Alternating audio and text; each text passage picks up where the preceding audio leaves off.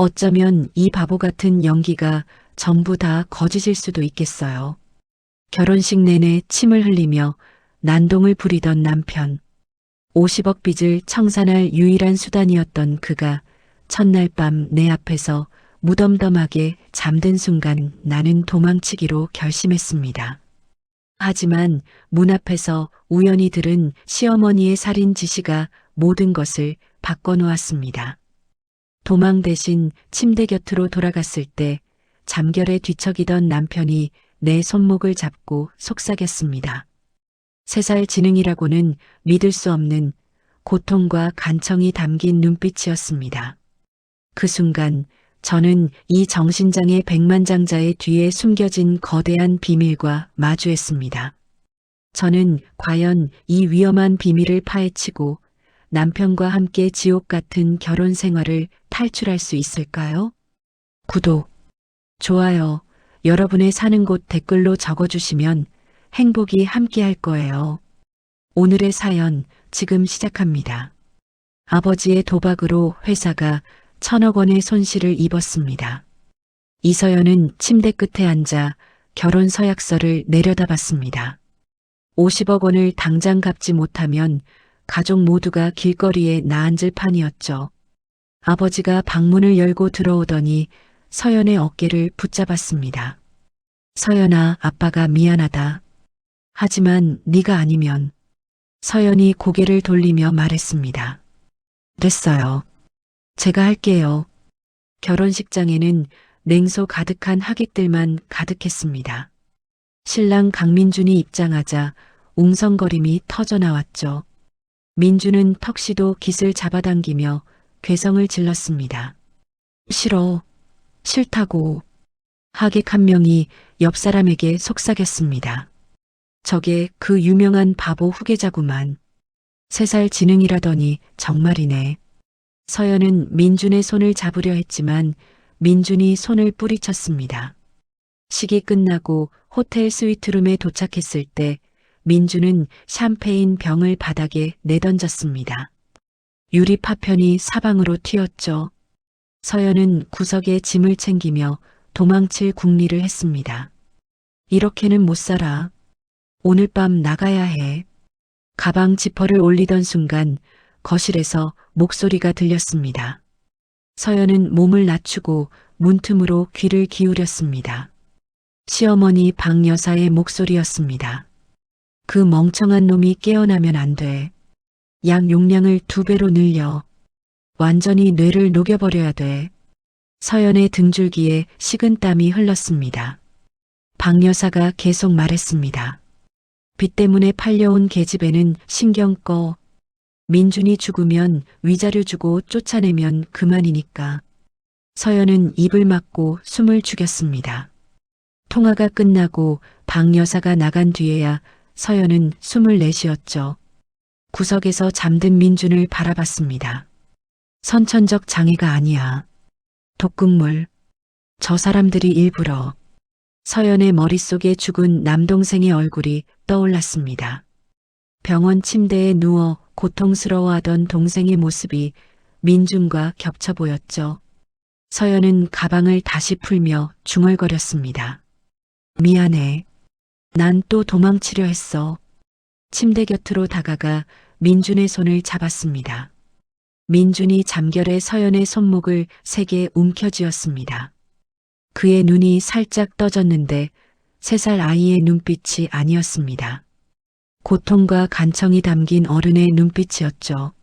서연은 가슴이 철렁 내려앉았습니다. 다음 날 아침 박 여사가 붉은 약병을 들고 나타났습니다. 민준아, 머리 좋아지는 약이야. 자, 먹어. 민준이 알약을 입에 넣으려는 순간 서연이 찻잔을 바닥에 쏟았습니다. 어머, 죄송해요. 뜨거운 물이 사방으로 튀었습니다.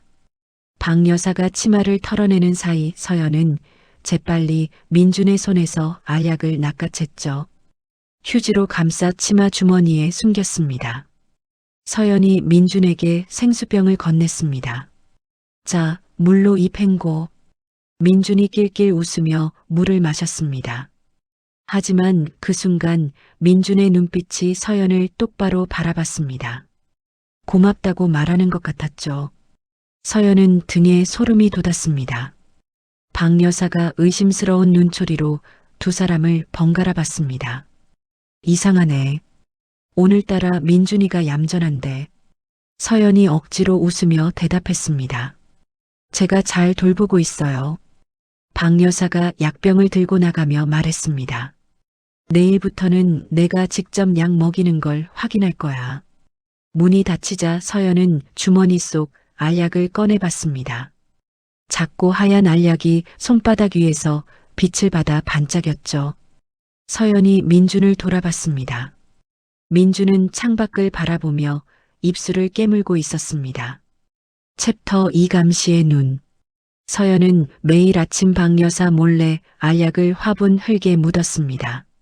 진짜 비타민으로 바꿔치기 하는 게 일이었죠. 일주일이 지나자 민준의 눈빛이 점점 또렷해졌습니다.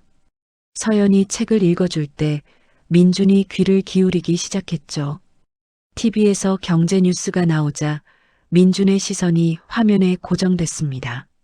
서연이 외출하고 돌아왔을 때 침대 시트가 이상하게 접혀 있었습니다. 내가 무사히 돌아왔는지 확인한 거야? 서연은 주머니에서 알약을 꺼내봤습니다. 이게 대체 뭐지? 확인해봐야 해. 약국으로 가는 길에 서연은 계속 뒤를 돌아봤습니다. 동네 약사가 알약을 현미경으로 들여다보더니 얼굴이 하얗게 질렸습니다. 이거 신경독성 물질이에요. 중추신경계를 파괴하는. 약사가 서연의 손을 붙잡았습니다. 당장 경찰에 신고해야 해요. 서연이 고개를 저었습니다. 아직은 안 돼요. 증거를 더 모아야 해요. 집에 돌아오니 거실에서 비명소리가 들렸습니다.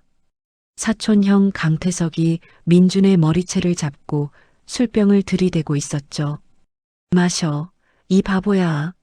내 놈이 죽어야 그룹이 산다고. 민준이 고개를 돌리며 버텼습니다. 태석이 민준의 배를 발로 찼습니다. 서연은 달려들어 태석의 뺨을 때렸습니다. 짐승만도 못한 놈. 태석이 서연의 머리채를 잡았습니다. 감히 누구한테 손을 대? 박 여사가 복도에서 나타났습니다. 무슨 소란이야? 태석이 서연을 가리키며 말했습니다.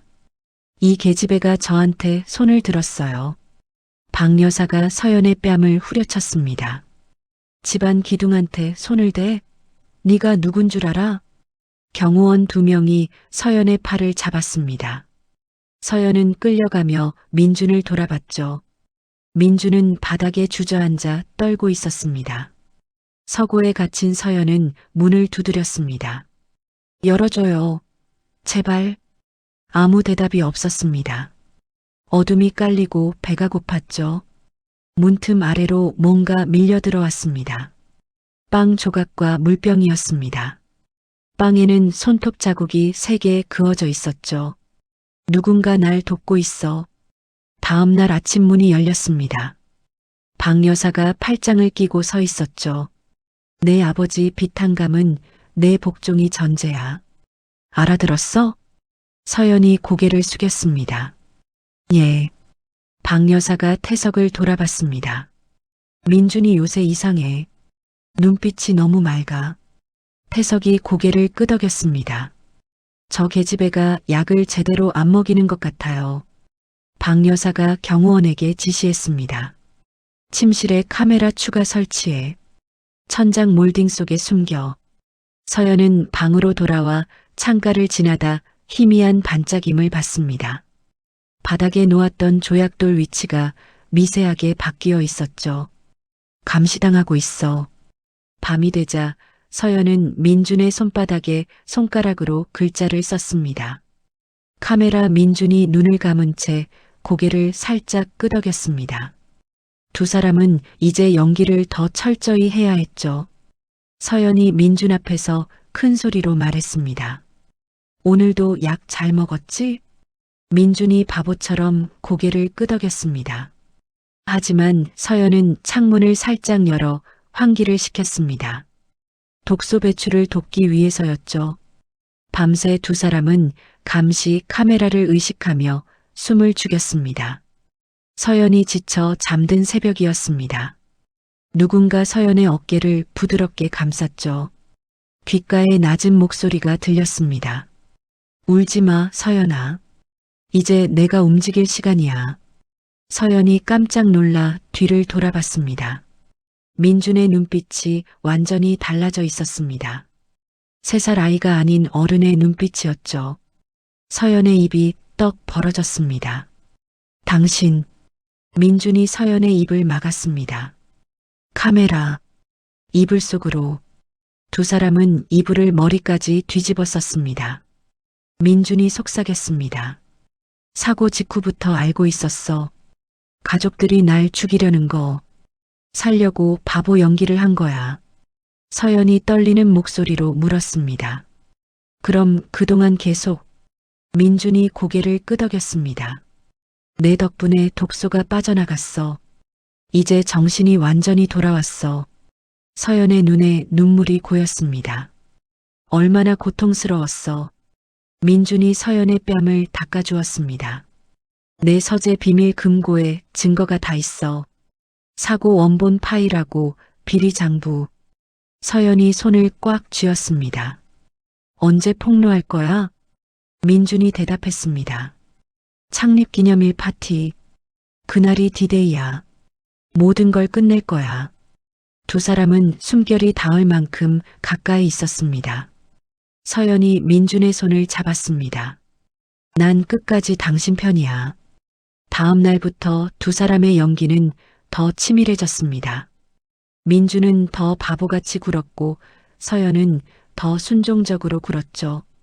태석이 민준에게 다가왔습니다. 야, 바보야. 수영 갈까?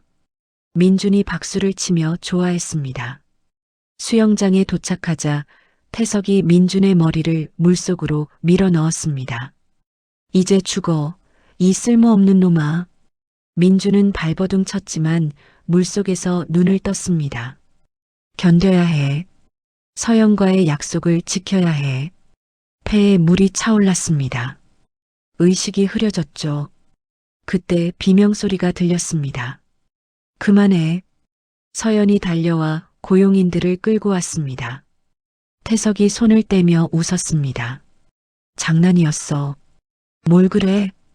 태석이 유유히 사라지자 서연은 민준을 끌어안았습니다. 민준이 물을 토해내며 기침했죠. 서연이 민준의 등을 두드리며 울었습니다. 미안해, 미안해.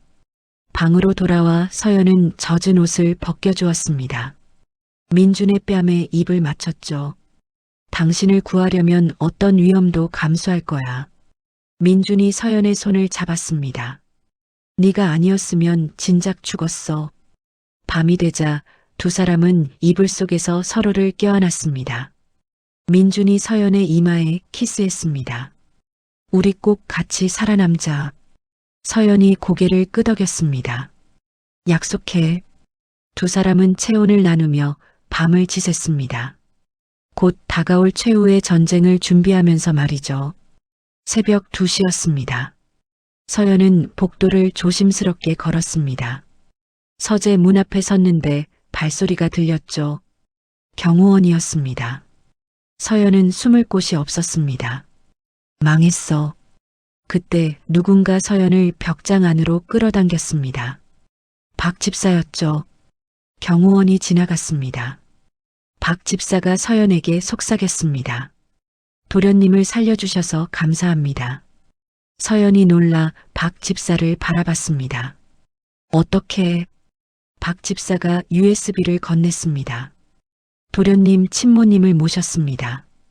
박 여사의 악행을 전부 지켜봤어요. 서연이 USB를 받아들었습니다. 이게 뭐예요? 박 집사가 대답했습니다. 금고 비밀번호 해독 파일이에요. 이걸로 증거를 꺼낼 수 있어요. 서연의 눈에 희망이 비쳤습니다. 정말 감사해요. 박 집사가 고개를 숙였습니다. 도련님을 부탁드립니다. 다음 날 서연과 민주는 박 집사의 도움으로 IT 전문가와 연락을 취했습니다. 파티 당일 폭로 영상을 송출할 계획을 짰죠. 밤이 되자 민준이 서연의 손을 잡았습니다. 당신 없이는 하루도 못 살 것 같아. 서연의 가슴이 뛰었습니다. 나도 그래. 민준이 서연을 끌어당겼습니다. 두 사람은 깊은 키스를 나눴죠. 서로의 아픔을 치유하는 것 같았습니다. 한편 태석은 의심을 굳혔습니다. 파티 당일 민준을 제거한다. 차 사고로 위장해. 깡패 두목이 고개를 끄덕였습니다. 맡겨만 두쇼. 파티 당일 아침이었습니다. 서연이 민준의 턱시도를 다듬어 주었죠. 오늘 당신이 세상에서 가장 위대한 후계자란 걸 증명하는 날이야. 민준이 서연의 손을 잡았습니다. 네가 있어서 가능한 일이야. 차가 출발했습니다. 박 집사가 운전대를 잡았죠. 한참을 가던 중 덤프트럭이 앞을 가로막았습니다. 승합차들이 사방에서 나타났습니다. 박 집사가 외쳤습니다. 단단히 붙잡으세요. 괴한들이 야구 방망이로 유리창을 내리쳤습니다. 민준이 서연을 온몸으로 감쌌죠. 박 집사가 엑셀을 밟았습니다. 차가 승합차를 들이받으며 포위망을 뚫었습니다. 굉음과 함께 연기가 피어올랐죠. 민준과 서연은 피투성이가 됐습니다. 겨우 행사장 뒷문에 도착했습니다. 서연이 민준의 상처를 닦아주었습니다. 괜찮아? 민준이 고개를 끄덕였습니다. 이 정도는 아무것도 아니야. 두 사람은 손을 꼭 잡고 행사장 문을 열었습니다. 눈빛에는 분노와 결의만이 가득했죠. 샹들리에 불빛 아래 박 여사가 서 있었습니다. 주주들 앞에서 연설을 하고 있었죠. 민준이는 영구적인 심신미약 상태입니다. 제가 회장직을 대행하겠습니다. 박 여사가 눈물을 닦는 척했습니다. 그때 문이 쾅 하고 열렸습니다.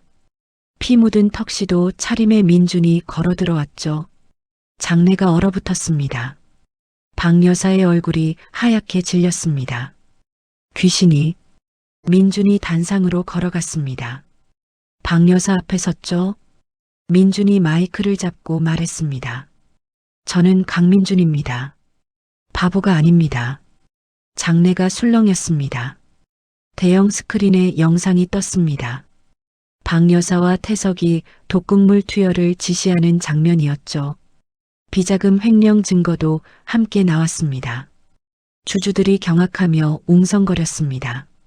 기자들의 카메라 플래시가 미친 듯이 터졌죠. 태석이 경호원들에게 소리쳤습니다. 저놈 끌어내. 하지만 경호원들은 움직이지 않았습니다. 검찰 수사관들이 들어왔습니다. 태석과 박 여사의 손목에 수갑이 채워졌죠. 이건 조작이야. 박 여사가 울부짖었습니다. 민주는 그저 슬픈 눈으로 바라봤습니다. 수사관들이 두 사람을 끌고 나갔죠. 민준이 단상에서 내려와 서연의 손을 잡았습니다. 내 덕분이야. 서연의 눈에 눈물이 고였습니다. 민준이 다시 단상에 올라갔습니다. 저를 구원한 유일한 사람, 제 아내 이서연을 소개합니다. 서연을 향해 손을 내밀었죠. 서연이 떨리는 다리로 단상에 올라갔습니다. 주주들이 박수를 쳤습니다. 그날 밤 집으로 돌아온 두 사람은 거실에 섰습니다. 모든 감시가 사라졌습니다. 민준이 서연을 끌어안았죠. 이제 자유야. 서연이 민준의 가슴에 얼굴을 묻었습니다. 믿기지 않아. 두 사람은 서로를 껴안고 울었습니다. 오랜 고통이 끝난 순간이었죠. 민준이 서연을 침실로 데려갔습니다. 두 사람은 생사의 문턱을 넘어선 뜨거운 사랑을 나눴습니다. 다음 날 아침 햇살이 방 안에 쏟아졌습니다. 서연은 민준의 평화로운 얼굴을 바라봤죠. 50억 빚이 아니라 운명으로 만난 거야. 민준이 눈을 떴습니다. 일어나려다 갑자기 코피를 쏟았죠. 으윽. 서연이 비명을 질렀습니다. 민준아. 민준이 서연의 품에 쓰러졌습니다. 의식을 잃었죠. 서연이 민준의 손목을 봤습니다. 검붉은 반점이 퍼지고 있었습니다. 안 돼, 안 돼. 서연이 전화기를 집어들었습니다. 구급차요. 빨리요. 행복은 너무 짧았습니다. 챕터 6 무너지는 생명. 사이렌 소리가 울렸습니다. 구급차가 병원에 도착했죠. 민주는 중환자실로 옮겨졌습니다. 서연은 복도에서 주저앉았습니다. 살려주세요, 제발.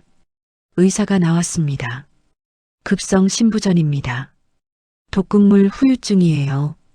서연이 의사의 옷깃을 잡았습니다. 치료할 수 있어요? 의사가 고개를 저었습니다. 신장 이식밖에 없어요.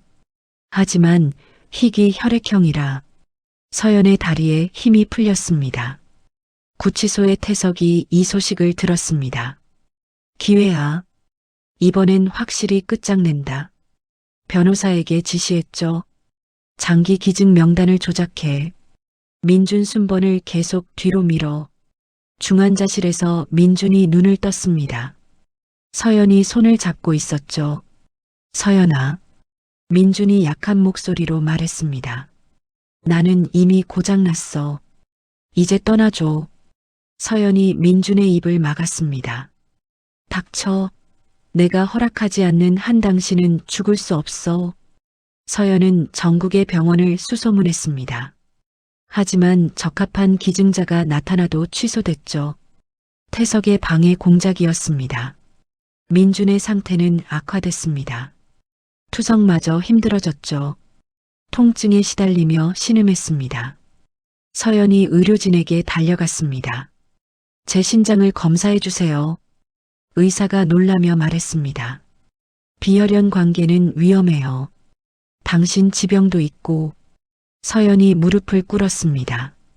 저희는 피보다 진한 인연이에요. 제발 검사만이라도. 검사 결과 기적적으로 적합 판정이 나왔습니다. 하지만 의사는 고개를 저었죠.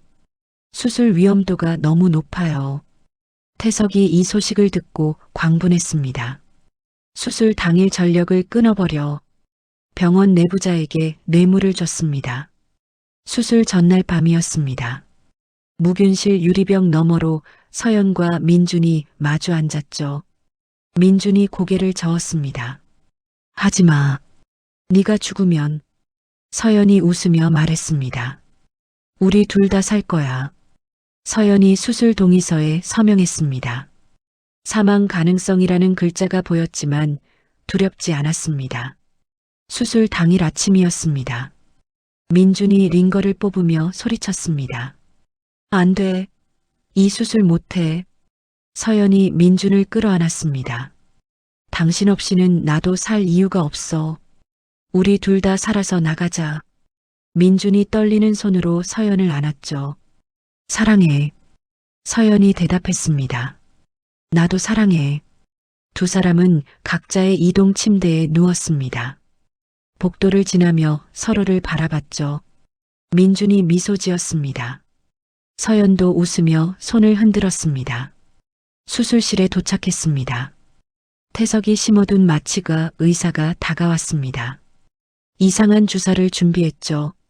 그때 박 집사가 고용한 경호팀이 달려들었습니다. 이 사람 잡아. 마취가 의사가 제압됐습니다. 수술이 시작됐죠. 집도이가 메스를 들었습니다. 그때 굉음과 함께 불이 꺼졌습니다. 병원 전체가 암흑에 휩싸였죠. 생명유지장치에서 경고음이 울렸습니다. 비상발전기. 병원장이 외쳤습니다. 잠시 후 조명이 다시 켜졌습니다. 태석의 마지막 방해 공작이 실패했죠. 수술이 계속됐습니다.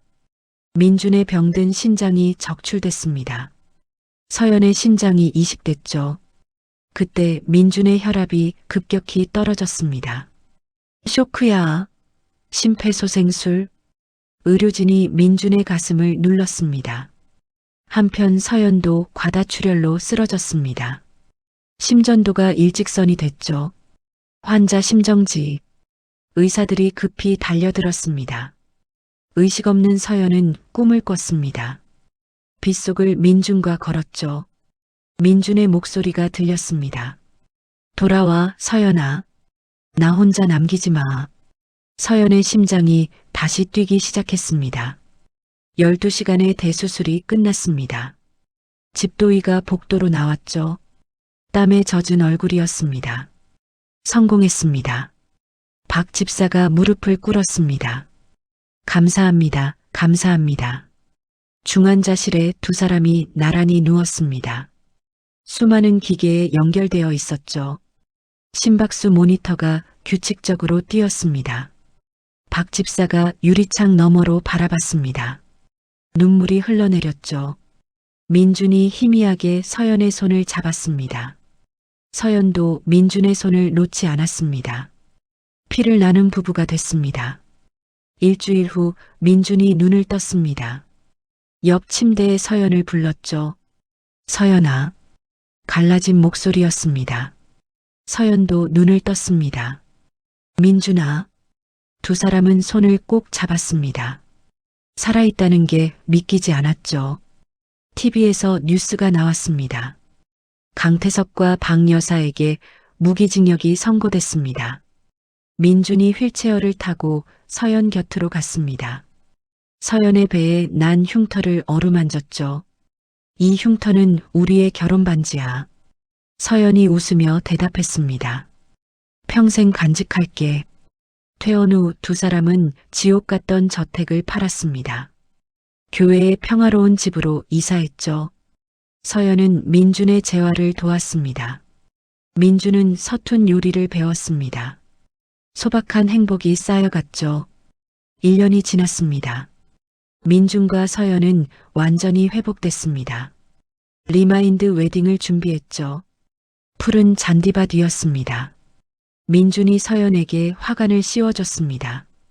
서연이 민준의 턱시도를 다듬어줬죠. 민준이 서연의 손에 반지를 끼워주며 말했습니다. 50억 빚은 오래전에 탕감됐어. 나는 내게 내 목숨을 빚졌어. 평생 사랑으로 갚을게. 서연이 눈물을 흘렸습니다. 나도 당신께 목숨을 빚졌어. 두 사람은 서로를 끌어안았습니다. 심장 소리가 들렸죠. 같은 리듬으로 뛰고 있었습니다. 멀리서 박 집사가 지켜봤습니다. 눈시울이 붉어졌죠. 조용히 자리를 떠났습니다. 노을이 붉게 물들었습니다. 두 사람은 입을 맞췄습니다. 그림자가 길게 늘어져 하나로 겹쳐졌죠. 민준이 서연의 손을 잡고 말했습니다. 이제 우리는 서로의 전부야. 서연이 민준의 품에 안겼습니다. 이젠 정말 아무도 우리를 갈라놓을 수 없어. 두 사람은 웃으며 집으로 걸어갔습니다. 손을 꼭 잡은 채로 말이죠. 50억 빚으로 시작된 비극이 목숨을 나눈 사랑으로 완성됐습니다. 50억이라는 거대한 빚 앞에서 시작된 비극적인 거래. 서연 씨에게 결혼은 벼랑 끝에서의 마지막 선택이었습니다.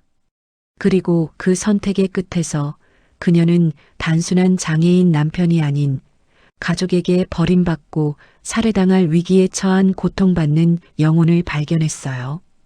야반도주를 결심했던 첫날 밤, 운명처럼 마주친 그 충격적인 진실은 서연 씨의 삶을 완전히 뒤바꿔 놓았습니다. 빚 때문에 팔려온 신부에서 한 남자의 목숨을 건 사랑의 결정체인 거예요. 이후 서연 씨와 민준 씨가 함께 겪어야 했던 살해 위협, 처절한 복수, 그리고 생명을 건 신장 이식 수술까지.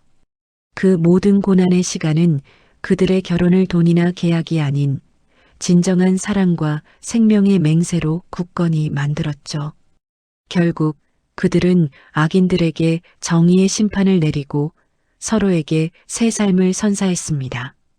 몸에 남은 흉터는 이 지독한 결혼이 남긴 고통의 흔적이자 서로의 생명을 나눈 가장 소중한 결혼 반지가 되었어요. 50억 빚으로 시작된 비극은 끝났지만 서연 씨와 민준 씨의 이야기는 이제 시작입니다. 모든 것을 이겨내고 얻어낸 그들의 소박하고 평화로운 행복이 영원하길 응원합니다. 이 이야기를 끝까지 들어주셔서 진심으로 감사합니다.